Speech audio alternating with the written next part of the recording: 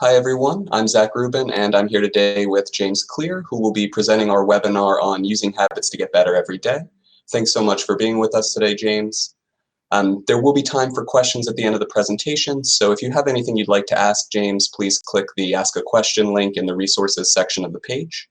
And I'll just give a short introduction and then hand it over to James. James is an author and entrepreneur with a focus on helping people live better through science-backed research and easy-to-apply strategies. James' best-selling book, Atomic Habits, has been out for just over a year and sold more than 1 million copies and been translated into more than 40 languages. Prior to publishing Atomic Habits, James founded the Habits Academy, which is a training program for companies and individuals to develop better habits in support of their goals. James describes habits as the compound interest of self-improvement, and I'd like to hand it over to him to get things started. Great. Thanks so much. I appreciate the opportunity. It's nice to talk to you all today. As you just mentioned, the book has been out for about a year now. So what I'm going to do is talk through a couple of the core concepts of the book, and hopefully that'll provide some fodder for discussing questions or answering other specific things that you have in mind.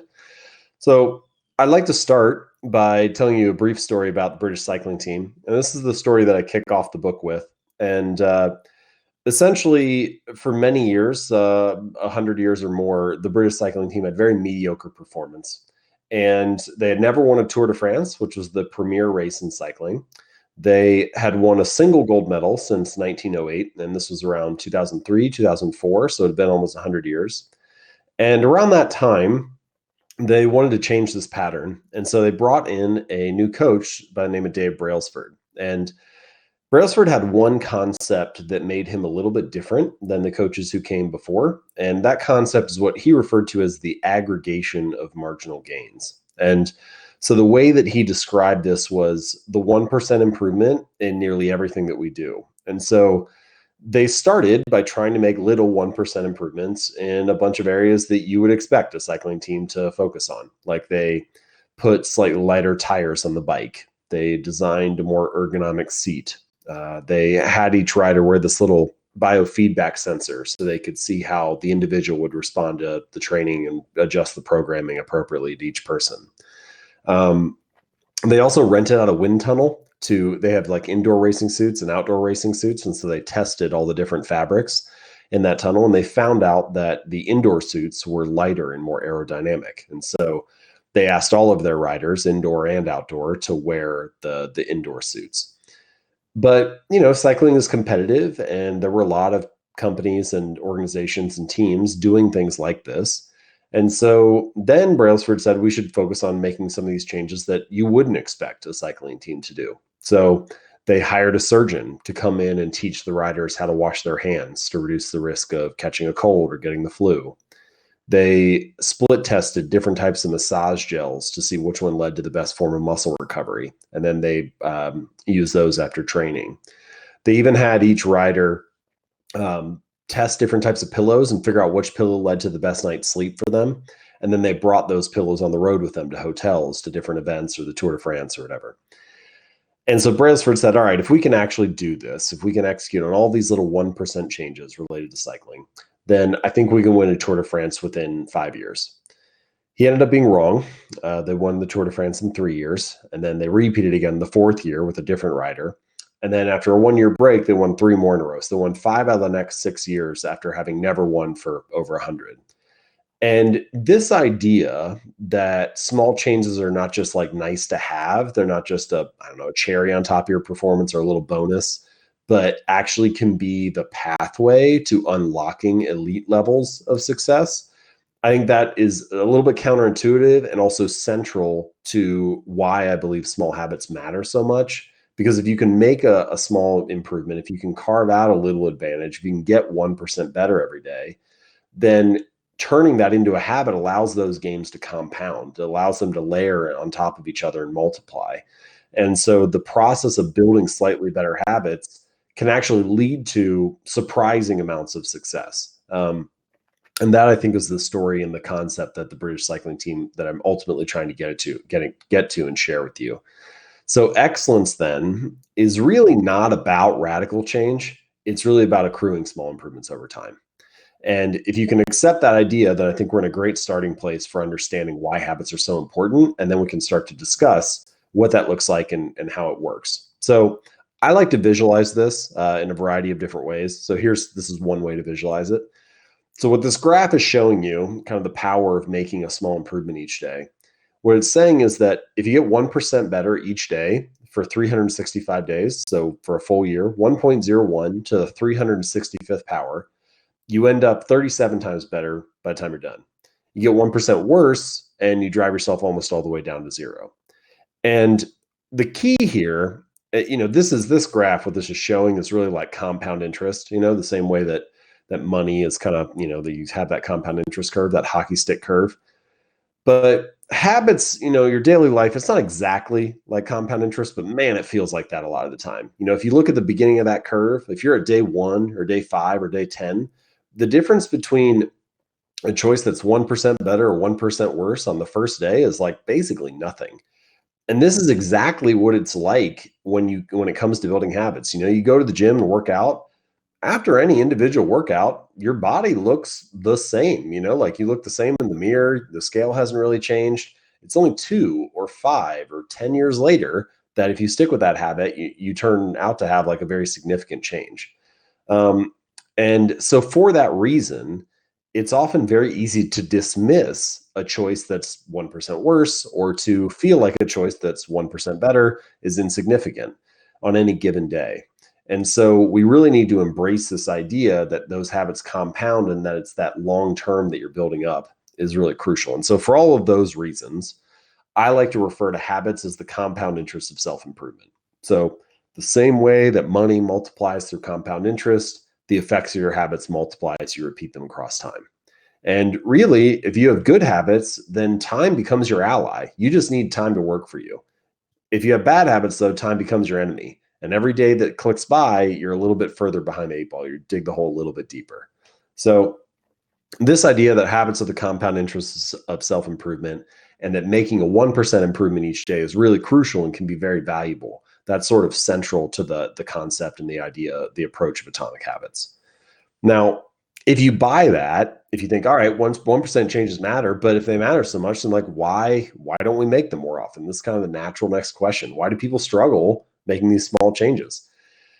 And the standard narrative, the common answer is that, well, maybe if you really wanted it, then you would do it, right? Like maybe if you were disciplined or had more willpower, or maybe if you tried harder. But I don't know that that is quite right. I think a lot of people genuinely do want to change, genuinely do want to improve and get better results. I think perhaps most people even. And so I think instead, if you are struggling to change, if you're struggling to improve, the problem isn't you, the problem is your system. The problem is not that you don't want to change, it's that you have the wrong system for change.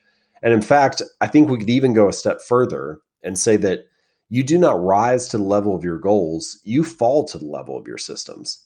So often the conversation about change, whether it's improvement at work, hitting quarterly numbers, growing the business, meeting your goals, improvement personally, losing weight, reducing stress, doing something amazing with your career. So often those conversations are about goals. We talk about you need to have more ambition, you need to want it more, you need to 10x your vision.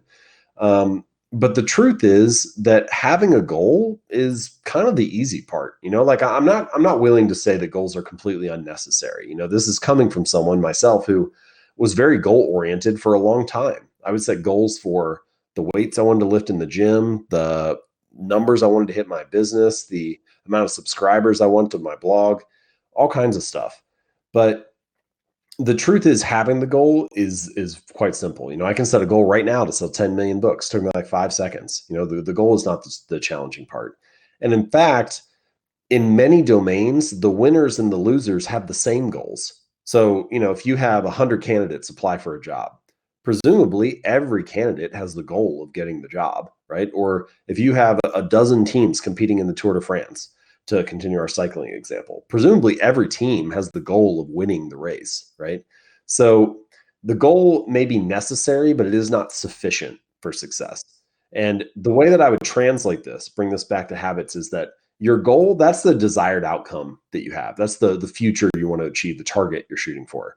Your system, that's the collection of daily habits that will get you there. And so ultimately, what we really want is we want an alignment between your desired outcome and your daily habits. We want to have the system aligned with the goal. And unless you have that, you're not going to get better results. If there is ever a gap between your desired outcome and your daily habits, if there's ever a gap between the goal that you have and the system that you're following, the system will always win. The daily habits will always win. And in fact, whatever your current results are in life right now, where whatever you have to show for the work that you're putting in, your current system is perfectly designed for your current results by definition, right? And so if you want the results to change, it's actually the system, the collection of habits that really needs to change. All right, so if that's true, that's kind of our primer, right? If you buy into that idea, 1% better each day, you need to change your system, your collection of daily habits that are leading you toward that desired outcome, that goal that you have in mind. Then the thing that matters most is understanding how to change your habits. The thing that matters most for getting those results, for accumulating those 1% improvements is, do I understand what a habit is and how it works? And if you do, then you can start to design a system that works for you rather than against you. So let me break this down a little bit more. All right. So first, what is a habit? All right. So a habit is a behavior that's been repeated enough times to be more or less automatic. So brushing your teeth, tying your shoes, unplugging the toaster after each use, usually very quick automatic things. Why do we do this? Why do we build habits? Okay, well, we build habits to solve the problems of life with less energy or effort than we would otherwise need. So, the first time you tie your shoe, in a sense, a small sense, an untied shoe is a problem that you need to solve. And the first time you tie it, you have to think carefully about how to make the loop and how to tie the knot, and your parent coaches you through it or an adult helps you. But after you do it 100 or 500 or 1,000 times, now you can do it on autopilot. You can solve that problem with less energy, effort, and attention than you otherwise needed. And that means you can direct your attention to something else, having a conversation with your spouse or thinking about what's on your to-do list for the day or whatever. And so habits free up space for you to allocate attention elsewhere. Okay, so that's the purpose of a habit. So habits are these mental shortcuts that you can use whenever the time is right.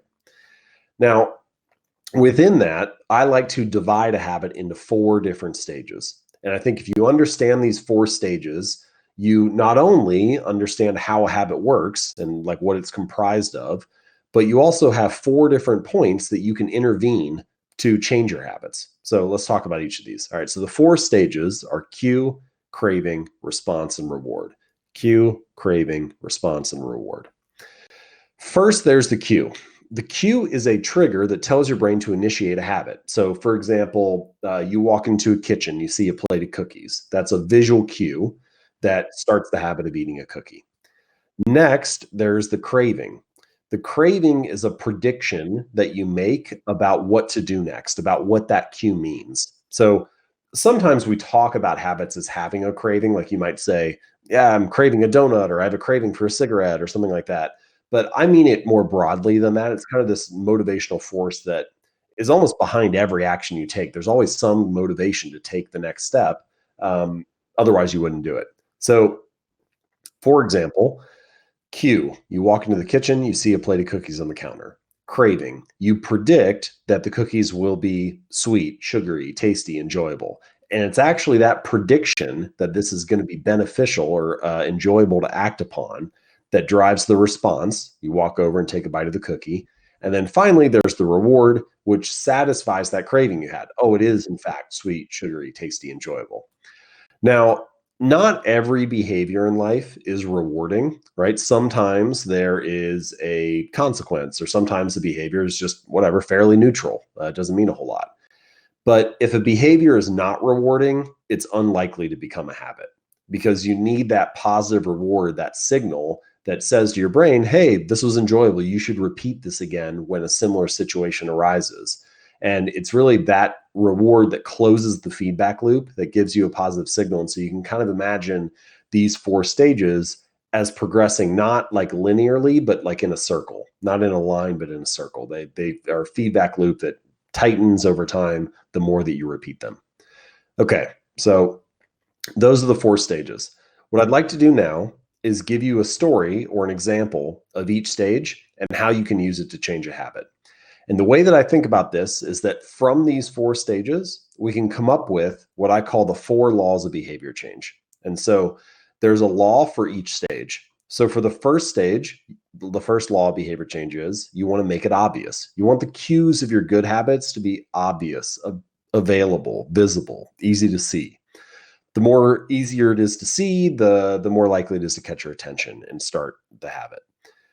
The second law is to make it attractive. The more attractive or appealing a habit is, the more likely you are to repeat it in the future, to perform it, to be motivated to take action. The third law is to make it easy. The easier, more convenient, frictionless, simple your habits are, the more likely they are to occur. And then finally, you want to make it satisfying. The fourth law is to make it satisfying. The more enjoyable, pleasurable, rewarding a habit is, the more satisfying it is, the more likely you are to repeat it in the future. So those 4 laws: make it obvious, make it attractive, make it easy, make it satisfying. Those are kind of the 4 things that you need to build a good habit. Now, you don't always need all 4 to happen at the same time. But the more of these that you have working in your favor, the more likely it is the behavior will occur. I want to flag something here. So I'm mostly going to focus on building good habits. But if you want to break a bad habit, you just take those 4 laws and you invert it. So rather than making it obvious, you want to make it invisible. Rather than making it attractive, you want to make it unattractive. Rather than making it easy, you want to make the bad habit difficult, increase friction, add steps. And then rather than making it satisfying, you want to make it unsatisfying, add some kind of immediate cost, have a consequence to the behavior. And I'll cover a couple examples of those as we walk through, but I'll focus mostly on these 4 for building a good habit. All right. So that's kind of your high level playbook for how a habit works and how to change it. Now, let's talk about each one. Let me give you an example for each one. So first, Massachusetts General Hospital in Boston. There's a researcher there named Anne Thorndike, and she and the rest of her colleagues had this interesting question, which is, could we get people to change their behavior without talking to them, without motivating them, without saying anything? And so what they did was they walked into the hospital cafeteria. So here's a picture of what the cafeteria looked like before they started working on it. So drawn to scale. So we've got this picture here, okay? The gold shaded boxes are the big refrigerators that have soda, juice, different drink options in them. On the side of the room, we've got those 2 dark boxes. Those are smaller refrigerators that have water. And then all the other shapes are food stations, food buffet lines, and so on. Now, what the researchers did was they just added water to those main refrigerators. So there's still soda and juice available, okay? But they added water to the main ones. And then they also added some of those little rolling carts around the different food stations in the environment. So you can see those kind of placed around there. So essentially, all they did was they increased the prevalence of water in the environment. All right, what happened? Well, over the next 6 months, people drank 25% more water, 11% less soda. And anytime I come across this kind of environment design study, and I found quite a few of them as I was doing my research. Anytime I come across those, it strikes me as interesting because, like, if you were to go up to somebody in that room and ask, "Hey, why do you have soda?" And be like, "Well, this is what I felt like drinking." Like, "Why are you drinking water?" "This is what I wanted to get." But the truth is, some percentage of them chose that option just because of how it was presented to them. And this, I think, is one of the most overlooked drivers of your habits, which is the shape of your physical environment. The items that are on your desk at work, the things on your kitchen counter at home, the way your living room is laid out, all of those aspects influence the habits and choices that you follow. And so if you restructure the environment, you can often shift your habits in a very subtle but meaningful way. If you want to think about this in a different way, consider the opposite side, breaking a bad habit. A lot of people feel like they watch too much TV, but walk into any living room. Where do all the couches and chairs face? Right? It's like, what is this room designed to get you to do? It's the most obvious action in that environment. So, I'm not saying you need to go home and like rearrange your entire home, but there's a spectrum of choices here. You could take a chair and turn it away from the TV and have it face a wall unit, or have it face a coffee table with a book on it instead of the television. You could put the TV inside a wall unit or a cabinet, something so it's behind doors, so you're less likely to see it. You could also increase the friction of the task. So not only can you make it less obvious or make it invisible, but you can also make it more difficult to do. So you could like take the batteries out of the remote control, or you could unplug the TV after each use and then only plug it back in if you can say the name of the show that you want to watch. So you're not allowed to just like turn it on mindlessly and find something. But you get the point that I'm going for here, which is that the more that you structure your environment so that the behaviors you want to do are easy and the behaviors you don't want to do as much are difficult, the more that you structure it so that the behaviors you want to fall into are obvious and visible, and the ones you don't want to fall into are invisible and hidden, the more likely it is you're going to take the right path, the productive path. A couple other quick examples here. I had a reader who wanted to practice guitar more frequently. So he realized that the problem was he'd get back from his guitar lesson and he would put it in a case and he put it in his closet. And he'd forget it was there until the next week when he had to go to his tutor. So now his new habit was I put the guitar on a stand in the middle of the living room. Now I pass it 30 times a day, more likely to pick it up. If you want to read more, when you make your bed in the morning, finish by putting a book on top of the pillow. Now when you climb in bed, boom, book is right there waiting for you. This is a personal one for me. I used to buy apples and I would put them in the crisper in the bottom of the bottom of the fridge, and I'd forget they were there and they would go bad. And then 3 weeks later, I'd find them and be annoyed because I'm wasting food and wasting money. So now I bought a big display bowl, put it right in the middle of the counter, put the apples in there. They're gone in like 2 days. So you get the point here, right? Which is if you want to make a habit a big part of your life, make the cues a big part of your environment. We say things are important to us, but then we go around and you look at what we're surrounded by, and we're not surrounded by the stuff that we say is important. All right. So I want to skip through this section real quick. Okay. And get to this point here. All right. Many people feel like what they lack with their habits is motivation, when what they really lack is clarity. What they really lack is they don't understand exactly when or where a habit's supposed to occur.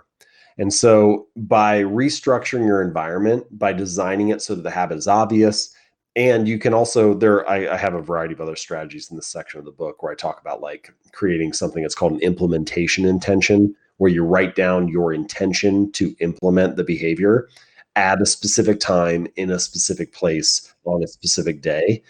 And by doing that, you get really clear about the habit that you're trying to build. So if you have that working for you and you have a clear, obvious space in the environment where that habit's supposed to live and occupy, it's much more likely that you're going to stick with it. So these strategies and making it obvious, they're really helping you make it more clear when exactly to act. Okay. So that's the first law, make it obvious. Now let's talk about the second law, make it attractive. So this is a picture of Victor Hugo, famous French author. He wrote Les Mis, Hunchback of Notre Dame, a variety of other books. And when he signed the book deal to write The Hunchback of Notre Dame, he kind of got himself into a sticky situation. So he signed the deal, publisher pays him the advance, and he spends the next 6 months to a year procrastinating, wasting time. He hosted parties at his house. He went out traveling. He went out to eat. He started burning through the money. And eventually the publisher caught wind of this. They weren't getting any drafts or anything. And they're like, hey, dude, listen, like this has to change. Like either you write the book in the next 6 months or we're going to ask for the money back. So suddenly he had this ultimatum. And so the story is that Hugo had his assistant come into his chambers. They gathered up all of his clothes. They put him in a large chest, locked it up, took it out of the house. All he was left with was this big shawl, this like large robe. And so suddenly he had no clothes that were suitable for entertaining guests, no clothes that were suitable for going out to eat, no clothes that were suitable for doing anything really other than writing. And so what he did was he put himself essentially on house arrest. And the crazy thing is it worked. He wrote the book in 5.5 months, got it done 2 weeks early. And now what we would refer to this, scientists would refer to that strategy as a commitment device. And a commitment device is any choice that you make in the present that locks in your behavior in the future. So in the present, I'm going to lock my clothes up and put them away in a chest. In the future, I'm only going to be able to write for the next few months because I can't leave the house. I can't go out anywhere. Some other examples. When I want to cut down on calories, I'll ask the waiter or the waitress to box up half of the meal before it's served to me. If I waited till they brought it out and I was like, just eat half, like that would never work, right? So Another one, if you feel like if you use your phone as your alarm clock, and then the first thing that happens after you turn off your alarm is your thumb gravitates towards Instagram or Gmail and you're like scrolling, you haven't even taken a step yet. If you don't want to do that, then you could charge your phone in another room, bathroom, kitchen, whatever, the night before. Choice the night before, choice in the present that locks in your behavior in the future. You can't scroll. Pretty much any kind of technology that you can automate to do a habit, like using automatic savings deposits to save to your 401k or save for retirement or whatever. Those are all examples of this. So even chopping up a bunch of fruits and vegetables on Sunday night so that it's easier to eat healthy on Wednesday when you're exhausted, that's a way of making it more attractive to do the desired thing. So commitment devices change how attractive a particular habit seems to you. Let me give you one more example of this. So my social media strategy is kind of maybe an extreme example. So over the period that I wrote the book, I was working on Atomic Habits. I got about a year in and I realized, man, this is not going that well. Like I'm getting distracted a lot, spend a lot of time on social media. I'm just kind of like procrastinating. If I don't get this figured out, I'm going to miss the deadline. And so we came up with a strategy where every Monday, my assistant would log me out of Facebook, Instagram, and Twitter, reset all the passwords. I would work all week. On Friday, she would send me the passwords. I could log in over the weekend. And then on Monday, we would do it all over again. And that was how I lived a year and a half of my life, trying to stay one step ahead of myself and always making it a little more attractive to do the thing I should be doing, writing during the week, and a little less attractive to be wasting time. So as you can see, there are many ways to come up with these commitment devices, but they basically change the calculus in your head. Like in this case, technically I could have got back on Twitter and reset the password myself, but then it would have come into my inbox. My assistant would have seen it and she would have known. And it just, it was like, it wasn't nearly as attractive to do that as it was if we didn't come up with this strategy. So that's kind of how commitment devices can make habits more attractive to you than they otherwise would be.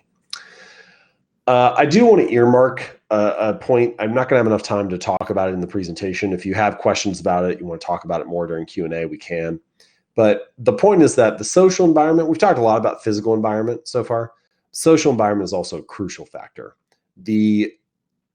All of us are part of multiple tribes. Some of those tribes are big, like what it means to be American. And some of those tribes are small, like what it means to be a neighbor on your street. But all the tribes that we belong to, large and small, have a set of shared expectations for how to act, a set of shared habits for what's normal in that group or that tribe.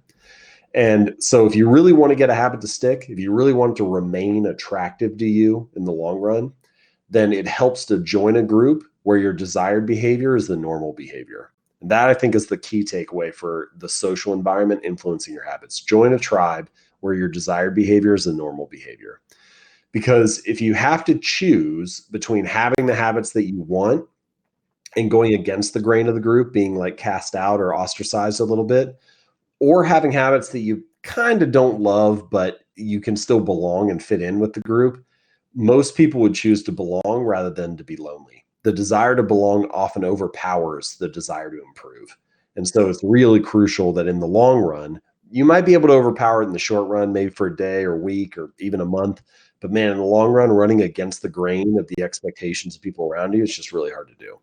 So in the long run, you want to join a group where your desired behavior is the normal behavior. All right, so that's how to make habits attractive.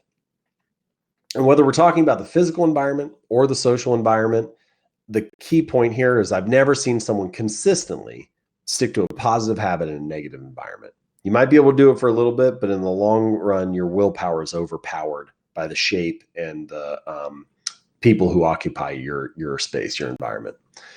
Okay, first two laws, make it obvious, make it attractive. Covered those, giving you a practical strategy for each. Third law, make it easy. So this is a picture of Twyla Tharp, famous dance choreographer and instructor. She's won a MacArthur Genius Grant for her work. She spent basically her whole her entire career touring Broadway and doing different dance routines and choreography. And she's also a huge fan of habits. And so she has a quote that I want to read to you because I feel like it reveals a really important way to use habits with your daily life. So the quote starts like this: I begin each day of my life with a ritual. I wake up at 5:30 a.m., put on my workout clothes, my leg warmers, my sweatshirts, and my hat. I walk outside my Manhattan home, hail a taxi, and tell the driver to take me to the Pumping Iron Gym at 91st Street and First Avenue, where I work out for 2 hours. The ritual is not the stretching and weight training I put my body through each morning at the gym. The ritual is the cab. The moment I tell the driver where to go, I have completed the ritual. It's a simple act, but doing it the same way each morning habitualizes it, makes it repeatable, easy to do. It reduces the chance that I would skip it or do it differently. It is one more item in my arsenal of routines and one less thing to think about. All right. So earlier in the presentation, I mentioned that the technical definition of a habit is a behavior that's been done enough times to be more or less automatic. Tying your shoes, brushing your teeth, unplugging the toaster, etc. All these things that are really tight, small, 30 seconds or less, non-conscious, automatic behaviors. But we often use the word habit to mean something different than that. Like you might say, I want to get in the habit of going to the gym 4 days a week, or I want to get in the habit of writing every day. And I know what you mean when you say that, right? You mean I want to make it a daily practice. I want to make it, something consistent that I stick to.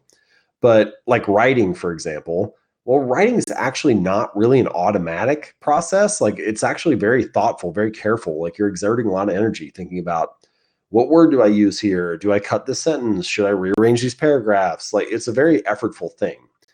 And many of the habits that people want to build when they use that term, many of the things that we want to make consistent and routine, especially for people who do knowledge work or who have to think creatively, they require real careful, concentrative, effortful thought.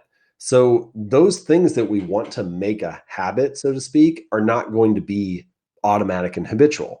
So what do we do about that? Well, I think Tharp provides the answer, which is that you focus on the cab, not the gym. Habits should be the entry point, not the end point. It's like if you can make the first action mindless, if you can make the first action automatic, if you make it as automatic and non-conscious and repeatable and habitual as possible to knock down the lead domino, then you can just trust that the routine will follow after that. And so I like to refer to these as decisive moments. And there's like an example, there's a moment each morning kind of determines how the rest of my day is going to go. So let's say it's like, I don't know, 9 o'clock or so. I sit down in my office and I do one of two things. I either open up Evernote and I start to work on the next article I'm going to write, or I go to ESPN and I check the latest sports news. And what happens in the next like 45 minutes is really determined by what happens in the first like 45 seconds. Because if I go to ESPN, that hour's pretty much shot. But if I open up Evernote and start writing, even if it's just a sentence or two, it's like, okay, now I'm into the work, right? The lead domino has been knocked down. I've hailed the cab and now we're at the gym doing the work. And so I think it's worthwhile to ask yourself, what is that decisive moment for me? What is that kind of fork in the road moment where if I walk back, I can figure out this is the thing that starts the behavior. And then I just try to master that so that the next chunk of time sort of falls into place. So make that entry point, make that fork in the road, that good decision, make that the habit. Don't worry as much about the whole thing. And there's a strategy that I have that I think encapsulates this well, which I call the 2-minute rule. So the 2-minute rule just says take whatever habit you're trying to build and you scale it down to something that takes 2 minutes or less to do. So read 30 books a year becomes read one page, or do yoga 4 days a week becomes take out my yoga mat. And sometimes, when I tell people that, they're like, okay, I know what you're saying, but like, I know the real goal is to actually do the workout. I don't just want to take my yoga mat out. So if this is some kind of, mental trick, then like, why would I fall for it? And I understand if you feel that way. But if you do, so I have this reader named Mitch, who I mentioned in the book. He ended up losing over 100 pounds. And one of the first things he did was he had this little rule for himself where he went to the gym for the first 6 weeks and he wasn't allowed to stay for longer than 5 minutes. So he got in the car, drove to the gym, got out, did half an exercise, got back in the car, drove home. And it sounds silly, right? It sounds ridiculous. But what you realize is that he was mastering the art of showing up. He was becoming the type of person that went to the gym 4 days a week, even if it was only for 5 minutes. And this, I think, is a much deeper truth about habits that often gets overlooked, which is a habit must be established before it can be improved, right? It has to become the standard in your life before you can worry about optimizing or scaling it up from there. And for whatever reason, we are often so focused on finding the perfect business idea, the best workout program, the ideal diet plan. We're so focused on optimizing that we don't give ourselves permission to show up, even if it's just in a small way. And so the 2-minute rule kind of helps you get over that. It kind of helps you get over that tendency to bite off more than you can chew. And it gives you the permission and the ability to just start showing up and kind of build that habit. And now, once you've mastered the art of showing up, you have some raw material to work with. You have something to actually optimize and expand. Okay, so those are some ideas on how to make your habits easy, right? So we've talked about making it obvious, making it attractive, and making it easy. Let's finish by talking about how to make your habits satisfying. All right, so this is a little strategy I refer to as the Seinfeld strategy.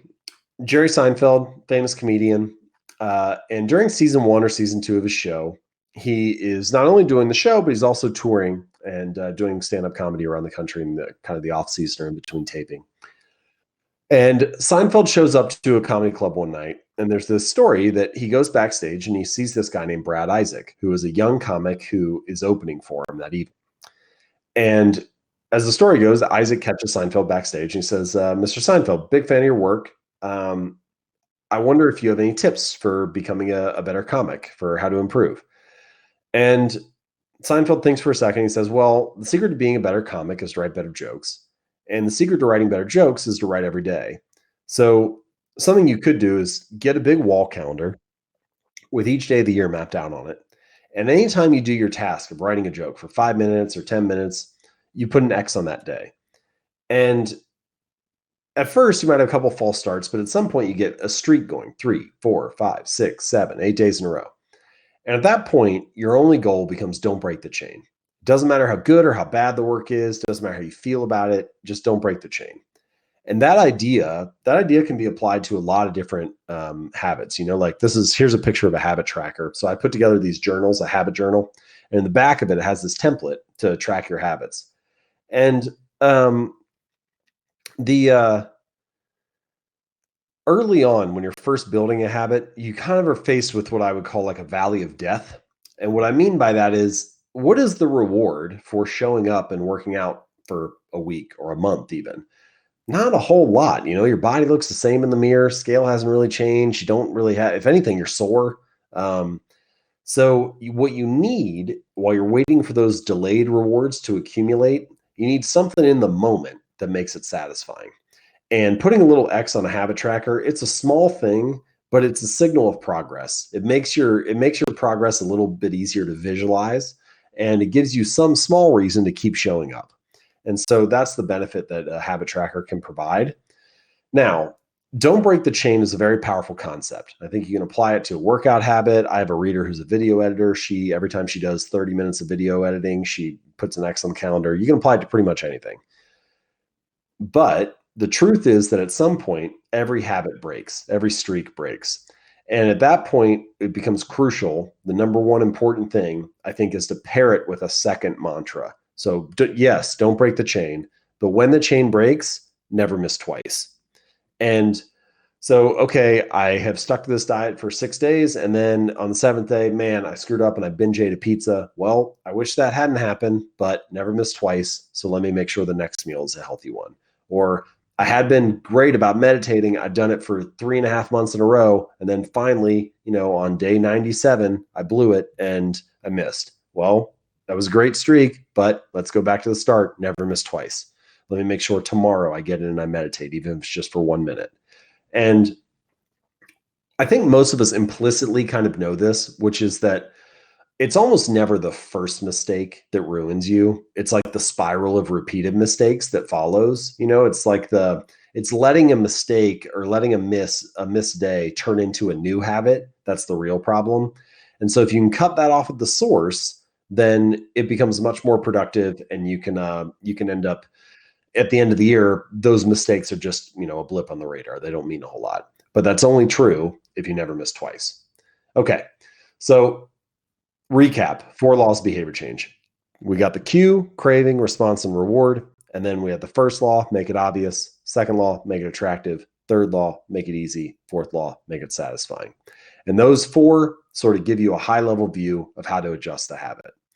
Now, before I go to Q&A, I want to just kind of let you in on the secret of this talk. I want to wrap up with one key point, which is it's really not about little habits. It's really not about, putting the floss on the counter or the putting the book on the pillow. It's not about just doing it for 2 minutes. What all of this is really about is teaching you to believe something new about yourself.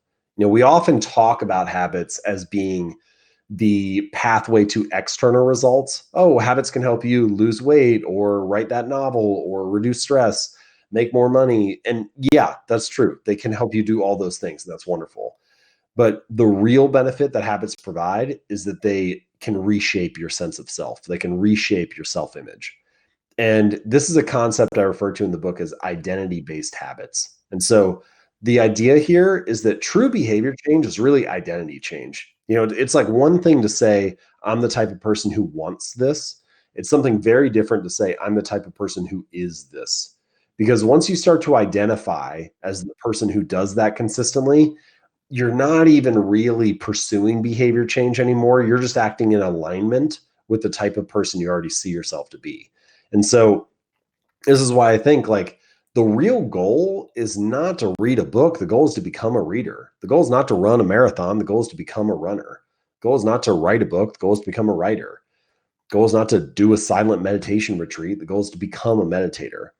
And once you've assigned that identity to yourself, I'm a reader, I'm a meditator, I'm a runner, then it becomes much easier to stick with the long run because you've integrated it into like who you are and how you view yourself. I think this comes back again to what we've been talking about this whole time about building small habits and why they're so important. And the reason is because every action you take is like a vote for the type of person you wish to become. And so, no, doing one push up does not transform your body, but it does cast a vote for I'm the type of person who doesn't miss workouts. And no, writing one sentence does not finish the novel, but it does cast a vote for I'm the type of person who writes every day. And the more that you cast those votes for that new identity, the more you have evidence, like a body of evidence that builds up, those votes pile on top of each other. And you have a body of evidence to root the new identity in, to believe in, to anchor that new belief. And so the first time that you do something, maybe you don't believe it about yourself. But the more that you repeat it, man, you start to cross this invisible threshold where you think, yeah, maybe I am that kind of person. And in this way, we could say that your habits are how you embody a particular identity. Like every time you make your bed, you embody the identity of someone who's clean and organized. Whenever you study biology on Tuesday night for 20 minutes, you embody the identity of someone who's studious. And that first time you study or the first time you make your bed, maybe you don't think that about yourself. But after the 50th or the 100th or the 1,000th, at some point, that body of evidence is big enough and you think, yeah, this is part of who I am. And that I think is the real power that habits have. They have that ability to reshape your sense of self. All right, so we've talked a little bit about the concepts in the book. Recap: Atomic Habits. You can see all the accolades and whatnot there. It's done incredibly well. I've been very fortunate over the last year. It came out almost exactly a year ago. Already sold over 1 million copies. And I think if you've enjoyed any of this, if you find those concepts useful, you'll really like the book. It covers a lot of this in much more detail. There are quite a few strategies for each of those 4 laws that we just don't have space to cover. But hopefully that gives you a good primer.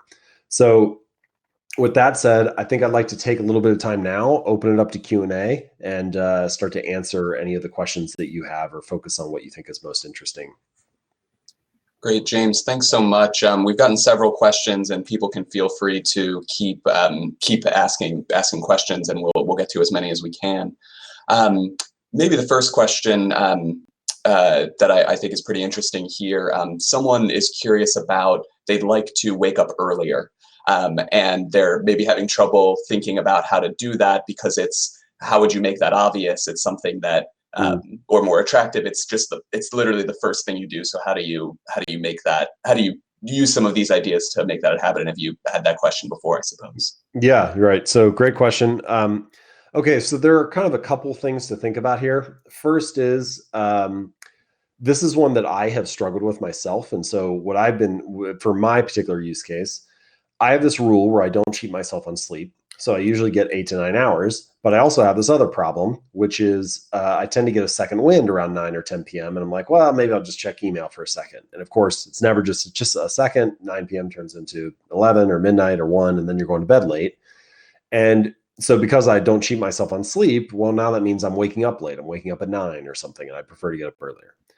Well, in that case, the problem there is not actually getting up earlier, it's going to bed earlier. And I don't know if this is the particular case for that reader's question, but it's worth asking yourself, whenever I want to achieve a new habit, what are the behaviors that precede that? And can I walk back in the behavioral chain to find out, to find out if the bottleneck is somewhere else? So for example, in my case, I might say, all right, what's the problem? Well, the problem is I'm waking up late. Okay, why am I waking up late? Well, I'm waking up late because I'm going to bed late. Okay, why am I going to bed late? Well, I'm answering email till 12:30 or 1. All right, well, why are you doing that? Well, I'm answering email because I opened it back up at 9. Okay, why'd you open it up at 9? Well, I have trouble shutting down at the end of the day. I don't have a clear delineation for when the workday ends and my personal day starts. And now you start to realize, okay, the root cause of this is that I'm bad about shutting down work, not that I am bad about waking up. And so that might be a useful exercise to go through to try to figure out where that actual point of intervention should be. Now, let's assume then that that's not the problem. Assume you get to bed just fine. And the problem is, well, actually, I tell myself that I want to wake up early, but then the morning rolls around and my bed is warm and it's cold outside. And I'm like, no, I just want to press snooze instead. And if that's the case, then you could imagine something like the day before you text a friend and you say, hey, can we go for a run at the park at 6:30? And now 6 a.m. rolls around and you want to wake up early. Your bed is still warm, still cold outside. But if you don't get up and go for a run, you're a jerk because you leave your friend at the park all alone. And so what I'm getting at is often sleeping in does not bear an immediate cost. And so you got to figure out a way for that to bear an immediate cost. In this case, not showing up and leaving your friend at the park all alone, that's the cost. Another example that I came across that I actually have included in the book, this guy, Tom Frankly, he wanted to wake up earlier. And so he set up an automatic post to go to Twitter. And it was he wanted to wake up at 6 o'clock, I think, or 5:55, something like that. And he set the post to go up on Twitter at 6:05. And the post said, if you're seeing this, I'm lazy and I slept in. The first 5 people that respond, I will PayPal you $20 each. And whenever he woke up at 6, the first thing he did was he turned off his alarm and then he moved that automatic post and scheduled it for the next day. So he's constantly moving it one day forward. And so if he didn't wake up, suddenly he loses $100. But if he does wake up, then he can just keep nudging that out. So creating those little automatic devices like that, or those little ways to kind of lock in the behavior, that's an effective way to get over that hurdle as well. That's a pretty funny one. I don't know if I would want to lose $100 every time I slept in, but right. Well, and that's kind of the point, right? Is you make it so painful that it would be ridiculous for you to not get up, right? It's like, no, of course I don't want to do that. So anyway, those are some of those strategies might be helpful. Great. We have a couple questions in this vein. Just essentially asking, is it practical or possible to work on many habits at once if they're closely connected? Does that make more sense to be focusing on several at the same time? How many should you be taking on at once, essentially? Yeah, it's a good question, common question. Generally speaking, I recommend focusing on one behavior at a time. You will hear occasionally other people say you can focus on multiple, but usually that advice is restricted or limited to if the behavior is very small. So I'm going to try to build a habit of doing 5 push-ups a day, flossing my teeth for 30 seconds and meditating for 1 minute or something, like those are very tiny and maybe you could do that. One caveat to that is I have generally found that I can usually successfully focus on one new habit in my personal life and one in my professional life at the same time. It's kind of like work and home are separate enough spaces that I can optimize each for that new behavior and it can stick. But if you start trying to do multiple things in the same environment, then you run into this trade-off where it's like, what am I optimizing for? However, the other thing to consider here is that I've talked a lot about making habits simple. And a lot of people feel like they're making their habits simple. They have good intentions, but actually it's more complicated than they realize. So you might say something like, all right, I know I should only focus on one thing at a time, so I'm just going to focus on the habit of eating healthy.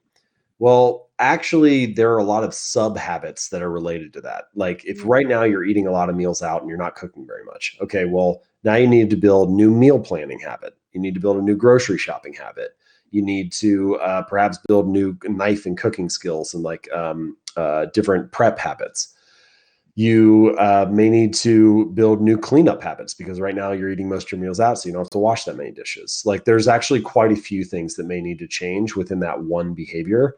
And that is often true for many habits. They kind of have a bundle of things that go together. One of the questions you mentioned here, one of the submissions said something about what about building habits that go together? And that actually is kind of an insightful phrase because many habits do come in bundles. They come like kind of connected. And so often you'll find it easier to cut out like a whole series of things from your life. Like, for example, sometimes you'll hear alcoholics say, like, yeah, I didn't crave just the drink. Actually, I like loved the atmosphere at the bar and going out with my friends and like being able to watch the game. And like it was the whole thing around it that I craved. And so it's not maybe just about cutting out alcohol. It's also like, well, I'm also going to not go to the bar and I'm not going to be in a fantasy football league. And like that is part of me having to cut out the alcohol habit because they're all really tightly intertwined for me. So that kind of bundling happens a lot. And it can be crucial to think about that for eradicating a bad habit. For building a new one, it is possible that you can build habits that like stack and chain on top of each other that are connected. And that's something that in the book I reference as habit stacking. It's this idea BJ Fogg, this professor at Stanford, came up with where you tie related behaviors together. So like, let's say in the morning you already make a cup of coffee. You could tie your new habit of, say, you want to meditate to that. So you could say, after I make the cup of coffee, I will meditate for 60 seconds. And then you could even go further. You could like tie your making your to-do list to that. You could say, after I make my cup of coffee, I'll meditate for 60 seconds. After I meditate, I will write my to-do list for the day. And so you have this little bundle, this little chain of habits kind of going together. So that can be helpful. And I give more examples of that in the book. But the short overall answer is I generally think it's better to focus on one thing at a time because there often are subtasks that are related to that. And then, James, related to that, people are wondering, a few people also have sort of asked how long to establish a habit. And how do you know how long you should expect it to take? Right. So very common question. I actually have a slide here. So this leads me into kind of something else that I often get asked. So how long do I have to do this stuff, right? How long does it take to build a new habit? Super common. So the short answer, you hear all kinds of things. 21 days, 30 days, 66 days is a common one now because there was one study that showed that on average it took about 66 days to build a habit. But even within that study, the range was quite wide, from maybe a couple weeks for something simple like building a habit of drinking a glass of water at lunch to 7 or 8 or 9 months for building a habit of running after work each day. And as soon as you say this, people realize, oh, that's obvious. Like some habits are more difficult than others. So obviously it's going to it's going to depend the amount of time depending on the difficulty of the habit. However, I think there's an even more honest answer than that. The true answer, the honest answer to how long does it take to build a habit is forever. Because if you stop doing it, it's no longer a habit. And all of these ideas of like, oh, it takes 30 days or 21 days or whatever, it's kind of framing it as if a habit is a finish line to be crossed. But a habit is not a finish line to be crossed. It's a lifestyle to be lived, right? And you're looking for something that you can integrate into your new normal, make consistent, non-threatening, sustainable change, make it part of your daily routine. And if you start to look at a habit as a lifestyle and not a finish line, then I think you see the importance of focusing on small habits that you can make part of your normal daily routine, right? It's much more about getting it to stick and much less about, let me be a healthy person for this 30-day challenge, and then I'll be healthy and I won't have to worry about it anymore. Great. Can tell you were prepared for that question with those slides. And maybe time for one last question here. Sure. someone's asked, really, I guess, how you help others develop habits, particularly children, particularly if they're not terribly motivated to do, I guess, the things that the parent or Right. wants them to do, like clean their room or eat their vegetables. Yeah. So this is an interesting one. First, I think it's worth noting that we got a kind of a wide variance in the phrase children, right? Sometimes we're talking about getting a kid who's 3 or 4 to do a habit. Sometimes we're talking about a teenager. So totally different strategies here, given the range of age. But for young kids, one thing that works really well, and you see this used in a lot of kindergarten classrooms, is the environment design topic that we talked about earlier. So, for example, if a kid is in the blue reading group, then they'll often sit at the blue table, or they'll put their books in a blue bin that is stored on the blue shelf. There's kind of like a cohesion of cues in the environment. And this, by the way, this idea works for adults too. I used to work out at a CrossFit gym that people just wouldn't put the gear back the way that the owner wanted it to be after the class was over. And so one day he stacked all the boxes up and put all the weights back and had everything organized, took a picture of the wall, printed it out, put it on the wall, and said, "This is what the room should look like when class is over." And so it gave a very visual cue for what it should be. And you can do that same thing with your kids. You can take a picture of what the shelf should look like when all their toys are put back, print that out, put it up. Basically, early on, the more visual and obvious you can make the cues, use colored Post-it notes to tie things together, that kind of thing. The more likely it is that the child will understand where things go and how they're supposed to be laid out. For older kids, as your kids start to age, every parent knows this who's got like a 2-year-old. You cuss one time and then they are like cursing like crazy. They're repeating everything you say. They're like the sponge. But as children age, so early on, they imitate their parents. But as they get older, they imitate their peers more and more. And so you don't necessarily have control over that whole process. But as a parent, you do have some influence over who their peer group is, who they're exposed to, what city you live in, what school district they go to, what extracurriculars you get them involved in. So as an example, I think about I played baseball growing up, and then I also swam. Man, every swim team I was on, all of those kids got good grades. And even when I was in college, I played baseball in college. I didn't swim there, but the swim team, the cross country team, they always had the highest team GPAs. And so my thought is, well, it doesn't guarantee that your kid is smart, but it does guarantee that they start to make friends with people who are more likely to have good study habits. And if the mode of competition, the mode of fitting in that friend group is, hey, everybody gets pretty good grades, or like they got a high test score, so I want to get one too, or they're going to study, so this is where my friends are hanging out, we'll study together. It becomes much easier to soak up those habits when the friends are doing them as well. And so looking for environments where the default behavior is closer to what you want the norm to be for your child, that's probably an area where you actually can exert a little bit of influence and maybe put them in a space where it's more likely that they soak up a good habit. Very interesting. James, thanks so much for sharing with us today. It's really obvious from your presentation how impactful habits are on people's long-term success. So for everyone still on the line, the recording for this event will be available, and everyone who registered for the event will get an email with that link. And then we've also included a link to the book in the resources section, so anyone interested in checking that out can feel free. And lastly, people can also register for some of our upcoming webinars just on the upcoming events page. So thank you, James, and thanks everyone for joining us today, and have a great rest of the day.